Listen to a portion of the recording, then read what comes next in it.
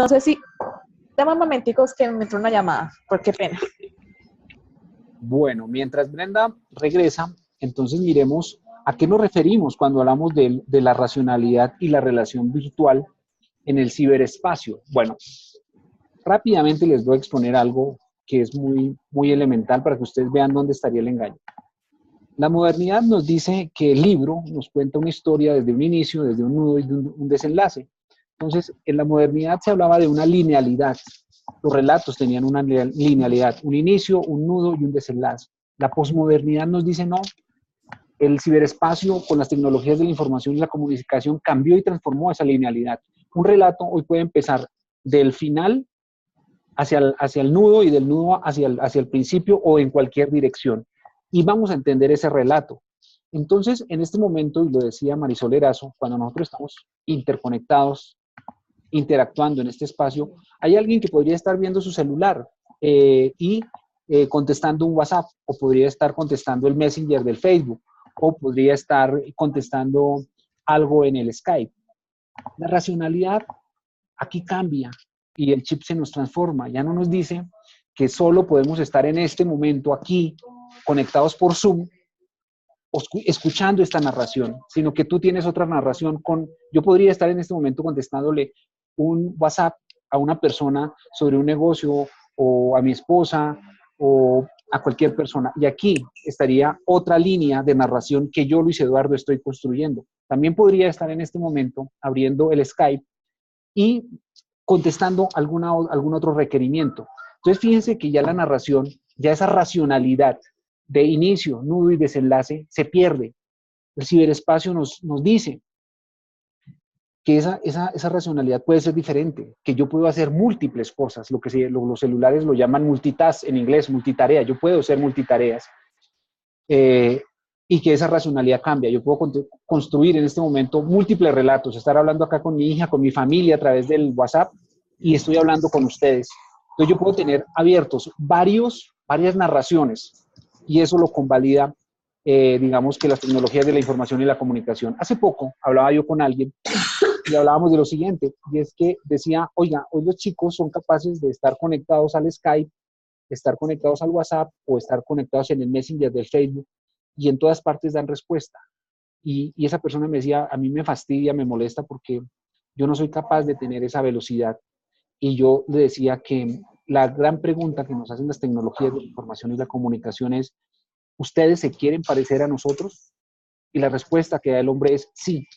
Entonces nosotros estamos caminando a parecernos a esas tecnologías de la información y la comunicación. Vamos hacia allá, a parecernos a las tecnologías de la información y la comunicación que son una creación nuestra. Entonces, muchos de nosotros tenemos un sistema operativo Core i1, otros tienen un sistema operativo Core i7, otros tienen un sistema operativo Core i5. Entonces, en esa velocidad que nosotros tenemos en el día a día de procesar la información, de poder chatear con alguien en el Skype, de poder hablar en el Messenger del Gmail, de poder hablar en el Messenger del Facebook, empezamos a darnos cuenta que empezamos a habituarnos a esa capacidad, a esa otra racionalidad, que no es más, no es que sea irracional, eso no es irracional, es simplemente que es otra racionalidad, y es la racionalidad que nos están proponiendo las tecnologías de la información y la comunicación en este momento. En la modernidad era inicio, nudo y desenlace, la narración era lineal.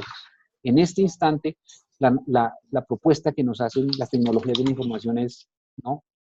Ya no hay un inicio, ya no hay un nudo, ya no hay un desenlace. Usted puede empezar por por cualquiera de los sitios para llegar a entender la narración en su totalidad.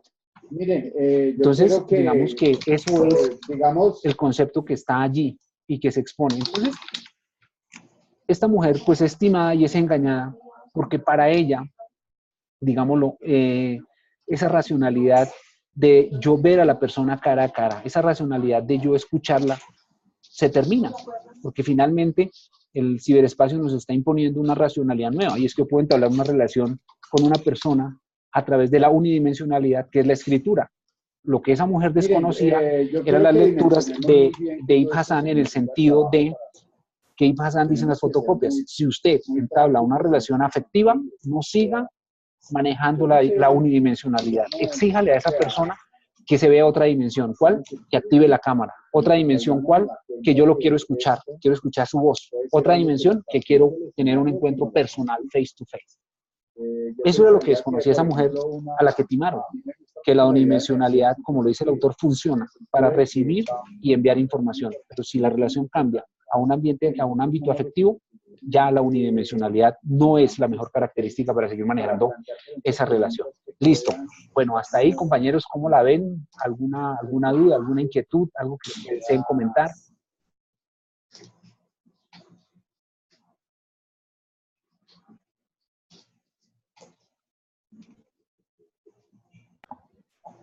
Yo quiero, profe, ¿me escuchan? Adelante, te estamos escuchando, Jorge Mario, adelante. Esto me hace recordar que cuando nosotros evolucionamos del aprendizaje con foco técnico, usar herramientas, lo hemos ido evolucionando hacia un balance entre lo técnico y la reflexión crítica. Entonces, en este punto creo que el giro que le estás dando a esta tarea permite tener ese balance. Y yo creo que ahí el cuidado que nosotros como tutores debemos tener es que cuando interactuemos con los estudiantes y veamos que se están yendo hacia el extremo de solo mirar el reflejo de lo cotidiano, de los ejemplos, por ejemplo, el timo que me hace, el timo que me puede hacer un ladrón en internet, y solo quedarme, ay, sí, yo tengo un tío que también le pasó eso, o sí, eso también me pasó a mí. Si vemos que se están yendo hacia ese extremo solamente es invitarlo a la reflexión. Bueno, ¿cómo eso que te pudo pasar a ti o a alguien cercano a ti refleja justamente todas las potencialidades y riesgos que hay en la cibercultura y cómo eso se asocia a esa decisión que tú estás tomando de estudiar en un ambiente virtual de aprendizaje, en un modelo pedagógico como el de la UNAD? Es como ir llevando ese balance, profe, es la reflexión que me da. Así como si vemos que el estudiante está meramente en lo teórico, también invitarlo a que reflexione cómo esos conocimientos, esos conceptos teóricos se relacionan con la vida cotidiana, tanto de ella como de todo el mundo, y por qué eso le permite a ese estudiante tener una decisión afirmativa sobre la opción que eligió para estudiar. Ese es el aporte que quiero hacer. Bien, Jorge Mario, gracias. Voy a compartirles aquí la pantalla porque creo que es importante que veamos este texto. Miren el texto, ahí se los acabo de colocar en pantalla. Y dice, miren la definición de lo que es racionalidad y relación virtual. Allí dice, ya se ha dicho al hablar de hipertexto que en el ámbito del ciberespacio existe ya una lógica que deja de ser lineal, ojo con ese concepto, para mostrar un proceso en el que el sujeto no debe necesariamente seguir etapas fijas y progresivas, sino que puede abrir diferentes ventanas, ingresar a archivos al mismo tiempo que está charlando con otro sujeto, dirigirse en diversos sentidos y buscar, leer información y comunicarla al otro compartiendo el conocimiento sin perder por ello la comunicación con sus interlocutores, mirarse por la webcam, etcétera. Por el contrario, esto permite observar la flexibilidad del objeto que se construye y reconstruye a cada momento. Entonces, esa relación, esa racionalidad y relación virtual, cuando uno se vuelve gomoso de estos temas, también se llama cultivo de superficies. ¿Qué es el cultivo de superficies? Un hipertexto como el de Wikipedia. Cuando ustedes abren una Wikipedia o cualquier texto en este momento, tiene hipervínculos. Esa cantidad de hipervínculos que yo me paro en una palabrita y la palabrita se me amplía, yo podría leer sobre la Segunda Guerra Mundial y voy leyendo sobre la Segunda Guerra Mundial y de pronto aparecen armas químicas. Yo puedo ir y leer armas químicas y entender que las utilizaron en la Segunda Guerra Mundial. Luego puedo seguir avanzando y de pronto por ahí aparece el Tercer Reich. Y yo puedo ir y mirar qué es el Tercer Reich sin necesariamente haber empezado a leer el inicio de la Segunda Guerra Mundial desde ese inicio, sino que yo puedo llegar a través de esos hipertextos que están en un texto y que cuando están esos hipertextos en un texto, el concepto en el ciberespacio se llama cultivo de superficies, porque es como si uno cultivara superficies donde hay diferentes plantas que dan, digamos, los mismos frutos con diferente sabor para yo enterarme de toda la historia. Entonces, fíjate que aquí que les estoy compartiendo el concepto es lo que les acabo de decir. Esto nos está proponiendo una nueva lógica, una nueva racionalidad de poder estar como lo dice acá el texto, estar en muchos sitios leyendo, buscando información, sin por ello, dice el autor, sin perder por ello la conexión con sus interlocutores inmediatos por la. Entonces, digamos que eso era un aporte más que los invitaba a hacer para que miren el texto. Bueno, compañeros, no sé si quieren aportar algo más, decir algo más, si con esta explicación todo está claro, este concepto se lo podemos, ya lo podemos decantar. Hola Luis, buenas tardes. Quisiera aportar a la discusión y es compartiéndole un ejemplo que también es muy conocido en un programa de NTV, no sé si lo conocen, sobre citas por internet. ¿Sí? Es un programa que crearon unos jóvenes recién iniciando Facebook, crean un programa para conocer personas por Facebook, pero para demostrar realmente si las personas que están detrás de esos perfiles son reales y si efectivamente es genuina la relación que hay. Y haciendo la relación al tema que estamos tocando, que es virtualidad, racionalidad y relación virtual, me parece muy importante lo que comentaste, pero tengo otra mirada sobre el punto. No solamente es entender que el tema de las relaciones virtuales nos ofrece otra racionalidad, que ya no es inicio, nudo, desenlace, fin, sino que puede empezar por donde quiera o que la persona debe crear un perfil. Yo creo que también el tema de racionalidad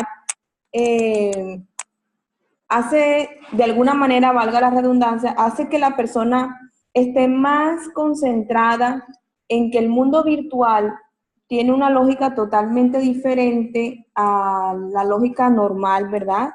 Y por lo tanto debe estar más pendiente a lo que hemos venido conversando, como son los fraudes, como son las mentiras. Entonces no solamente entender que hay una lógica, que yo debo crear un perfil, que yo debo sumergirme en el mundo virtual también creando un personaje, sino también entendiendo que mucho de lo que yo digo, así sea verdad o mentira, también suele suceder con la persona con la que estoy interactuando. Entonces, la persona quizás no se entrega completamente a la virtualidad, no se entrega completamente a una relación virtual teniendo en cuenta ese tipo de características. Ese es el aporte que quería compartir. Bueno, sería interesante poder analizar ese programa que tú dices y poderlo ver. Ojalá nos lo compartieras allí por el chat, en el Skype, nos dieras el nombre en el Skype, no acá, porque bueno, utilizamos más el Skype para tenerlo pendiente. No sé si algún Luis, compañero más. Sí, dime, adelante.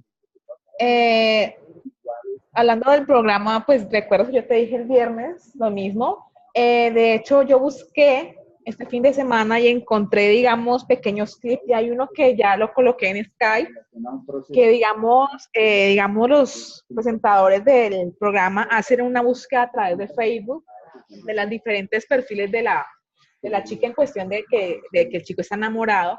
Entonces sería bueno, digamos, para un futuro, si el futuro, o digamos, de hecho, si se pudiera para la web conference que estoy planeando pues con mis compañeros, hablar sobre ese tema, ese pequeño video que no dura más de 5 minutos, donde se ve, digamos, cómo es la búsqueda, cómo se tiene que aprender a buscar, a no caer en esa, digamos, ese universo idílico de que la persona tras la pantalla es lo que es y no poner en duda lo que nos dicen.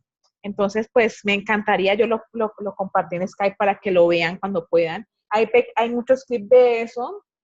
Obviamente el programa completo no está porque como eso tiene copyright, pero sí los diferentes sketches que han mostrado, los diferentes videos, qué pena, yo creo que son muy buenos para que los estudiantes lo vean, y ahí, digamos, me gustaría sugerirles a ellos en el foro, en la actividad, ahorita 3, esos pequeños videos, digamos, de cómo es la estafa en internet y cómo tienen que ellos aprender, de cierta manera, a ser un poquito más, como se dice coloquialmente, malicia indígena.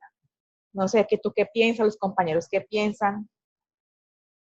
Claro, bienvenido ese aporte, y podríamos hacer ese análisis en la siguiente web, y creo que ese análisis que estás haciendo nos sirve para hacer el análisis de esta fase 3 a futuro, es decir, que podríamos seguir fortaleciendo y mejorando el análisis y la reflexión que estamos haciendo de esta fase 3. Cambio, no sé quién más quiera aportar, indicar algo. Hay un concepto allí, compañeros, mírenlo, se llama sintonía mutua. Ese concepto lo tenemos claro. ¿A qué nos referimos cuando hablamos de sintonía mutua? Mírenlo allí. Y si no, lo dialogamos también. Dice sintonía mutua, término que acuñó Alfred Schultz en 1951 para referirse a una relación recíproca en la que se comparte el flujo de experiencias del otro en el tiempo interno. Esto no es subjetivo, sino intersubjetivo, y efectivamente fue Schultz quien popularizó este concepto como camino intermedio entre objetividad y subjetividad. Y luego dice, Schultz considera además que esta sintonía es la condición indispensable de toda posible comunicación. Esto está en alemán, pero lo podemos abstraer. No sé si quieren que lo aclaremos de una vez, si alguien quiere aportar algo más, compañeros.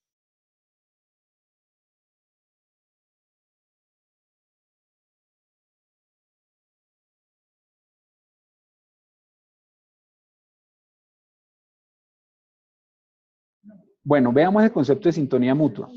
En este momento nosotros estamos sintiendo ya una sintonía mutua. Cuando el tiempo pasa volando y uno dice, miércoles, uno nos da 45 minutos, ya me está diciendo que faltan 5 minutos. ¿A qué horas pasó el tiempo? Cuando yo estoy jugando un juego, yo empiezo a tener o a sentir eso esa sintonía mutua con el juego. Me meto tan de lleno que el tiempo se me vuelve algo relativo, algo que no es objetivo ni subjetivo, que está en esa media. Entonces, por eso el autor acá nos dice que esa es la condición indispensable de toda comunicación. Si yo realmente estoy interesado en este instante, en esta webconferencia, mi cerebro está maquinando y está pensando, bueno, ¿yo qué opino? ¿Cómo lo opino?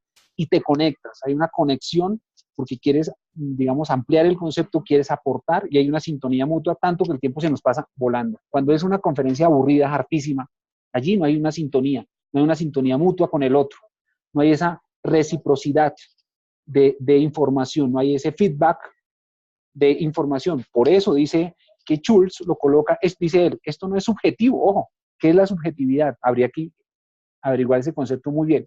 Dice, esto no es subjetivo, sino intersubjetivo. Y efectivamente fue Schultz quien popularizó este concepto. Entonces, muy seguramente les van a preguntar sus estudiantes, profe, ¿qué es eso de sintonía mutua en una relación virtual? ¿Qué es eso?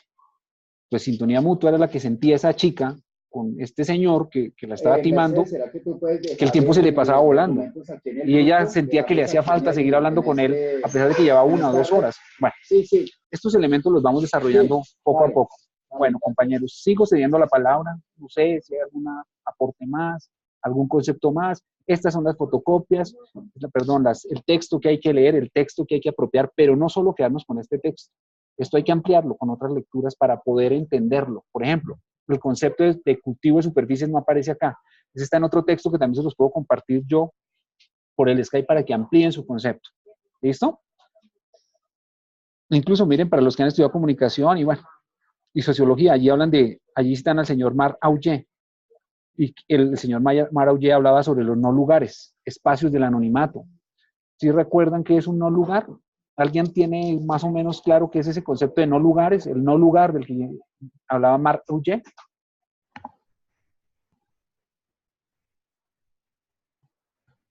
Sí, profe, a mí me correspondió ese tema en la webconference en el periodo pasado, cuando se planteaba la investigación de Marc Augé sobre los lugares y no lugares.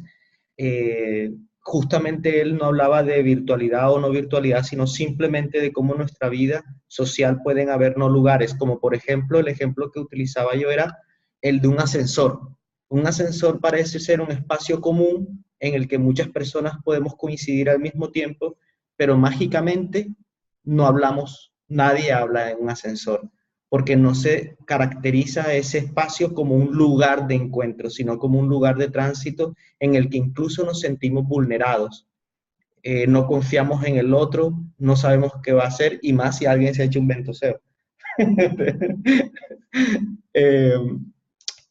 Un no lugar a veces suele ser hoy en día visto como la persona que está en un chat, en un restaurante con nosotros enfrente. Debería ese ser un lugar de encuentro y sin embargo estamos tan pegados a la pantalla que se convierte en un no lugar para el que está enfrente. Pero resulta que con la persona con la que él está chateando en ese momento, ese aparato es un lugar de encuentro. O sea, son las locuras que está produciendo la posmodernidad, y eso es lo que abordaba Marc Augé. Y fíjense que ese lo aborda en el concepto anterior, cuando habla del concepto de percepción del otro en las relaciones virtuales, que es como una introducción, y allí, mira, acá nos está marcando a qué se refiere con un lugar, un centro comercial, los famosos shoppings, el aeropuerto, las salas VIP y los hoteles. Les voy a colocar un ejemplo. Acá en Bogotá, por ejemplo, nosotros tenemos un lugar en la 1 de Mayo. Ahí está el centro comercial Plaza de las Américas, y cuando usted llega allí, a la gente que usted ve parada allí está esperando una cita. Allí se cita a la gente. Eso es un lugar, como lo decía el profesor Jorge Mario, es un lugar de paso en el cual yo no establezco ningún vínculo, simplemente estoy allí transitando, porque estoy allí para recoger algo, pero debo seguir, debo continuar. Y por eso dice que el chat es un no lugar común, ¿sí? En términos del antropólogo francés Maraullet, quien habla de los no lugares y los espacios homogéneos. En un aeropuerto también, ese es un no lugar. Yo simplemente estoy de tránsito, estoy de paso allí, puedo ver gente, pero muy seguramente no voy a entablar una relación consistente, porque son sitios de paso, sitios en los que yo simplemente estoy pasando. En una sala VIP, ¿a qué va uno a una sala VIP? Uno va a una sala VIP a conectarse a internet, uno va a una sala VIP a hacer algo muy específico, y ahí hay mucha gente metida haciendo cosas específicas, son sitios de paso, por eso se llaman no lugares, o lugares del anonimato. ¿No? De hecho, incluso Maraullet desarrolla mucho más ese concepto. Habla del centro comercial. ¿Por qué los centros comerciales no tienen ventanas al exterior? No sé si lo han percibido. ¿Por qué usted en un centro comercial no puede ver hacia afuera, hacia la avenida o hacia el parque que está frente al centro comercial? ¿No se han preguntado por qué los centros comerciales no tienen ventanas al exterior? ¿Sí se han fijado que uno en un centro comercial está dentro, está mirando las vitrinas, todo lo que está dentro, pero para usted ver hacia afuera, ni subiéndose a la terraza logra ver hacia afuera porque hay plantas de adorno y no le permite ver lo que está hacia afuera? Bueno, sigamos, ya para terminar de unificar estos criterios, y la invitación, como lo decía el profesor Edwin, es a que sigamos repasando estas lecturas, pero que como docentes y tutores del curso de cibercultura ampliemos estos conceptos, que no nos quedemos solo con esto, que investiguemos más para poder dar una mejor retroalimentación a nuestros estudiantes. Esta del análisis del discurso en la relación social virtual, fíjense que esa tiene unas categorías que ya las señalábamos aquí. ¿Cuáles son esas categorías? Contexto situacional del hablante, que ya lo explicamos, a qué nos referimos, emisión de los actos de habla, análisis de la conversación y la ontología del lenguaje. Cuando usted habla, usted refleja parte de lo que es, con las palabras que utiliza, con la carga semántica que utiliza. Esto lo estudian incluso los asesores de los políticos, porque esa ontología nos refleja lo que nosotros somos, lo que nosotros sentimos, eso lo refleja. Bueno, compañeros, ¿cómo la ven hasta ahí? ¿Seguimos o ya nos detenemos acá con esta reflexión? ¿Qué dicen ustedes? ¿O qué tema proponen que avancemos? ¿La actividad está clara? ¿Tenemos claro el objetivo de esta actividad, cómo la estamos abriendo? La invitación es a que los estudiantes desarrollen un análisis de caso o analicen el video de esa.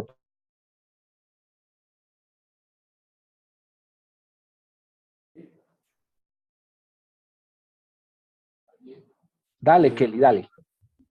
Hola, profe. Buenas tardes a todos. En principio, pues había dejado de escuchar, no alcancé a escuchar su última parte. No sé si ahí todos me están escuchando bien. Sí, te oímos perfecto, dale. Vale, gracias. Bueno, yo creo que con la actividad, digamos, está clara cuáles son como los objetivos o el objetivo de la actividad y, digamos, los pasos que los estudiantes deben hacer. Yo me quedo con la reflexión final que hacía usted en términos de profundizar y de hacer mayor investigación, porque nosotros el año pasado habíamos tenido estas mismas lecturas, pero al poner o al dar la libertad de buscar casos particulares, muy seguramente habrán momentos en los que la lectura se nos va a quedar corta para casos puntuales o específicos y que a lo mejor requieren de mayor profundización. Digamos, nosotros aquí en el CECAP Corsal también como parte de la estrategia de retención y permanencia, todos los sábados recibimos estudiantes que están como en el área y más allá de compartir la guía, desarrollamos como tal la clase de la guía, es decir, desarrollamos el contenido propuesto y digamos esto es adicional porque algunos de los estudiantes están con otros tutores.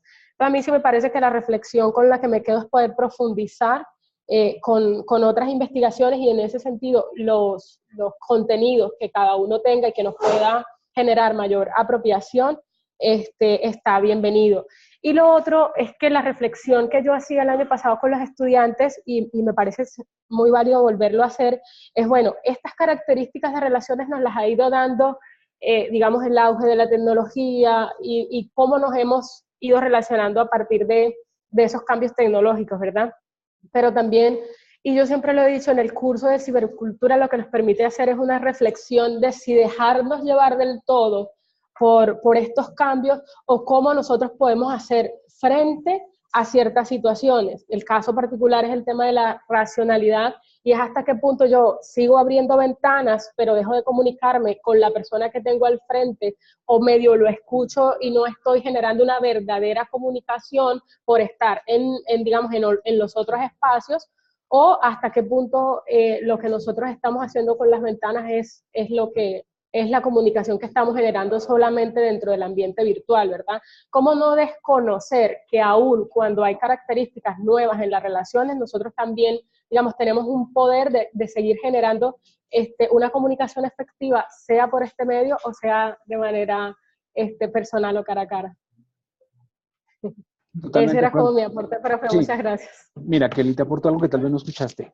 La gran pregunta que nos hacen las tecnologías de la información y la comunicación es, ¿ustedes quieren parecerse a nosotras? Dicen las tecnologías de la información y la comunicación. Y lo hablaba ahorita.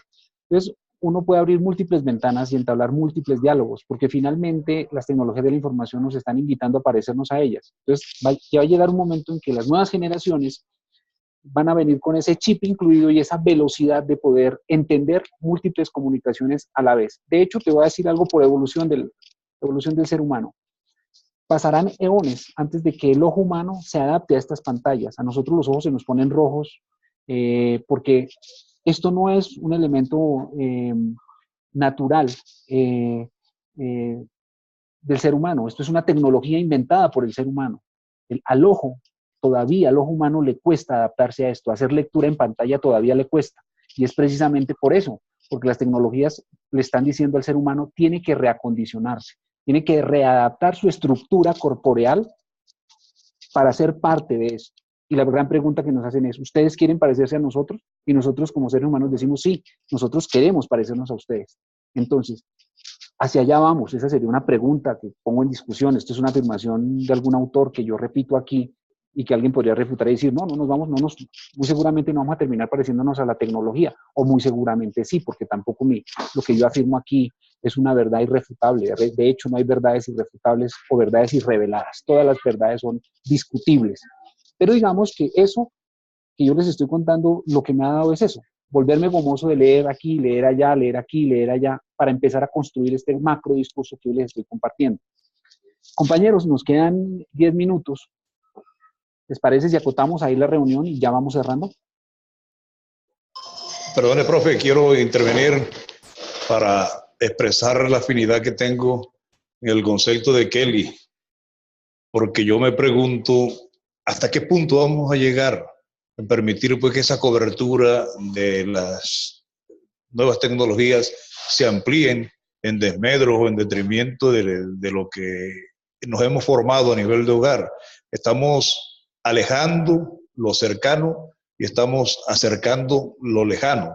Yo considero que eso tiene sus ventajas, pero también tiene sus desventajas porque está rompiendo ese eje familiar, pienso yo. Y me cuesta creer que cambiemos la lectura de un texto de interlíneas por ese texto moderno de comenzar de pronto a leer un libro o un periódico desde atrás hacia adelante.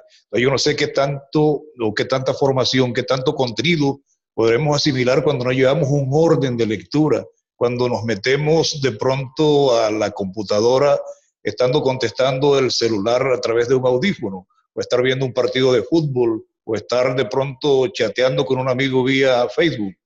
Entonces yo considero pues que la tecnología, lógicamente, que nos ha traído nuestras comodidades, que nos ha traído la expansión gigante pues de llegar a donde no llegamos. De hecho, pues, la tarea pasada, en la construcción de la comunidad Google+, nos podemos dar cuenta, a través del análisis que estamos haciendo, del aporte que los muchachos hicieron en la página, que ellos han ampliado naturalmente un conocimiento a través de esta herramienta, que ya no se quedaron de pronto en describirnos en la violencia de género las muertes por feminicidio que a diario se dan en Colombia o en las distintas veredas de nuestro departamento, sino que alcanzaron a comparar con estadísticas que eso sucede, por ejemplo, en Alemania, que sucede también en los países árabes, y que se puede confrontar precisamente un fenómeno de generación universal. Entonces yo considero pues que aparte de esa universalidad que le damos al desarrollo a través de las tecnologías, tenemos que conservar un poquito en nuestro espíritu, o de pronto yo que tengo ya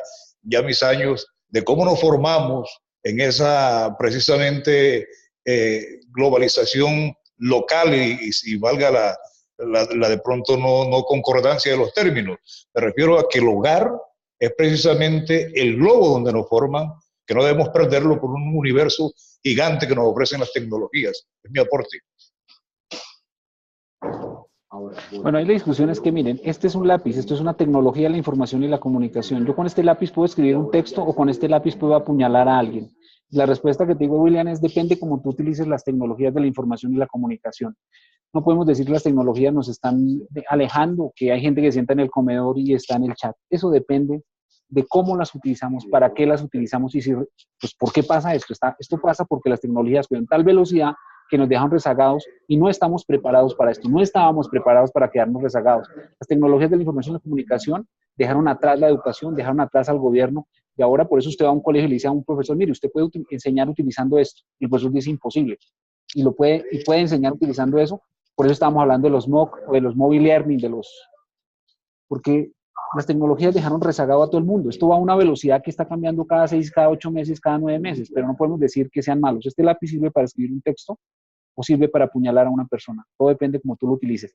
Adelante, Kelly, porque ya nos quedan como 4 minuticos. Adelante, compañeros. Sí, no, yo ahí solamente para ratificar que siento yo que el rol nuestro debe estar más en generar esa reflexión para que el mismo estudiante tenga la capacidad, digamos, de escoger el camino en términos de las tecnologías y no que vayan como los monitos, digamos que como el mundo va hacia allá, entonces yo me voy hacia allá porque hacia allá me está llevando el mundo. No, es como yo creo mi propia, digamos, pensamiento crítico al respecto y hasta dónde yo entro o no en ciertas posibilidades que la tecnología nos está brindando. Yo hoy conozco personas que manejan muy bien el tema tecnológico y por convicción dicen, no entro a una red social, pero entro a una comunidad de aprendizaje o tengo un perfil en esta comunidad científica que me permite. Entonces, digamos, el rol está más en poder generar las reflexiones o poder poner sobre la mesa, digamos, todas las posibilidades para que el mismo estudiante de manera crítica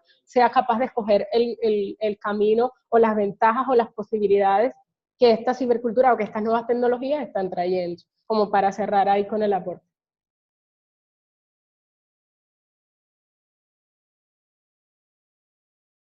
Luis. Adelante, adelante. Bueno, yo ya como estamos cerrando, quería simplemente, tú puedes compartir un momento la pantalla en el apartado que decía Chuck, el que hablaba de la subjetividad y la intersubjetividad.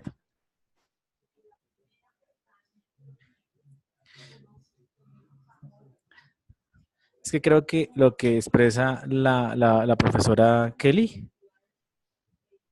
está un poco alrededor de lo que significa también sintonía mutua y lo que está acuñando Alfred Schut. Me parece que cuando él habla de la subjetividad, que es un ejercicio más intersubjetivo, es decir, cuando él dice que ese concepto caminó intermedio entre la objetividad y la subjetividad, es importante decirle a los estudiantes que todo está ahí en el ciberespacio. Es decir, el conocimiento ya es una cosa que esté por allá para unos, sino que en el ciberespacio está todo el conocimiento para todo el mundo. Pero precisamente creo que cuando Judah habla de la subjetividad y intersubjetividad es cómo podemos diferenciar lo objetivo, es decir, a lo que yo pretendo, digamos, orientar el trabajo, y es un poco a lo que decía la profesora Kelly en relación al rol que nos asiste a nosotros como docentes.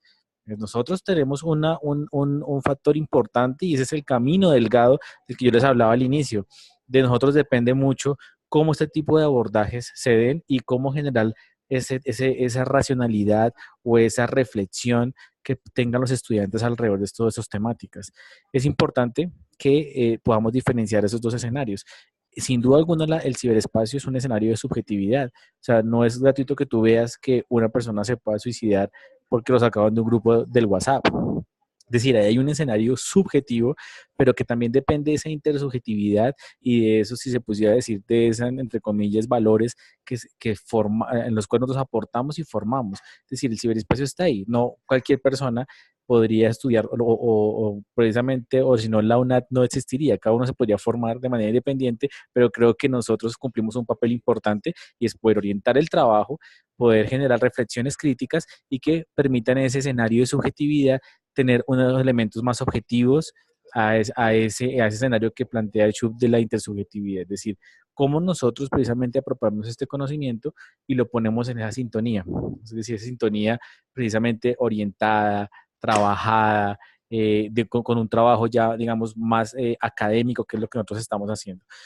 Me pareció también importante, y ya meto el segundo punto, y es, estuve viendo la caracterización con 500 estudiantes que han diligenciado la caracterización, y precisamente es importante que ustedes la vean a la luz de lo que estamos viendo acá. Yo creo que esa caracterización lo que busca no es simplemente que el estudiante llene un formulario, sino, por ejemplo, hay un ítem que dice desde dónde se conecta, desde la casa, en qué zona está.